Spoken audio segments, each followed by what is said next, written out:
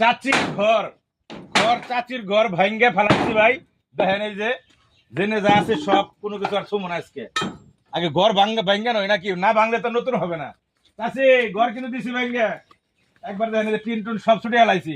এই যে মিস্ত্রির উপরে 5 জন মিস্ত্রি কাজ চলতেছে। এই যে কিচ্ছু তুমি না, সব নতুন হয়ে যাবে, সব নতুন হয়ে যাবে। চাচির ঘরের কাজ শুরু হয়েছে আলহামদুলিল্লাহ, এটা আমার কাছে ভালো লাগতেছে।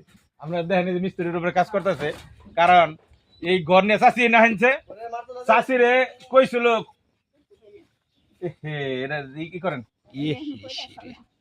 চাচিরে কয়েকজন লুকাইয়া কইছে কয় লাখ লাখ টাকা খেয়াল আইলো, কইছে না চাচি? না কইছে কইছে হ্যাঁ কই আমি পেহা তো উঠে খেলাইতেছে বেসা দিয়ে চাচি আপনারা তো বুঝতেছেন না।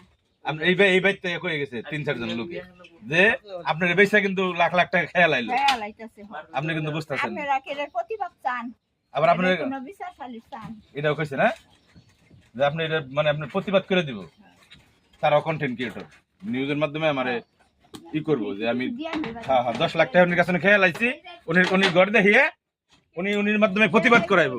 নাহলে জানোয়ারের দল এগুলা হইলো, এগুলারে গালিগালাজ করলে মুখ নষ্ট হয়ে যায়, গালিগালাজ করতে চাই না। এই ঘর থেকে এখন পর্যন্ত অনলাইনে টাকা পাইছি 110টা, অনলাইন থেকে এখন পর্যন্ত টাকা পাইছি 110টা আমার বিকাশে। চ্যালেঞ্জ দিয়ে বললাম আমি যে আছেন আসেন বিকাশ চেক করেন, স্টেটমেন্ট দেখেন। এই চাষির ঘরের ভিডিও করার পরে কয় টাকা আমার বিকাশ আইছে, কয় টাকা গেছে, এটা খুব সহজ বিষয়, কঠিন কোনো বিষয় না, দেখা যায়। কথা হলো এই ঘর আমি করে দেব, কেউ টাকা না দিক, আমি আমার টাকা দিয়ে করে দেবো ইনশাল্লাহ। সব বাকি আনতেছি, জেনে যা আছে 1 টাকা কেউ বন্ধ দেয়নি। লোহা কন, টিন কন, কাঠ কন, যা লাগে সব বাকি, খালি মিস্ত্রিকে টাকাটা আজকে দিব পকেট থেকে, নিজের পকেট থেকে দিব।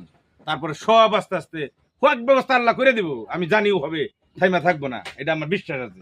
কারণ এর আগে আমি 3টা ঘর মানুষের করে দিছি, 3টা ঘর মানুষের করে দিছি, এটা 4র্থ নাম্বার ঘর আমার।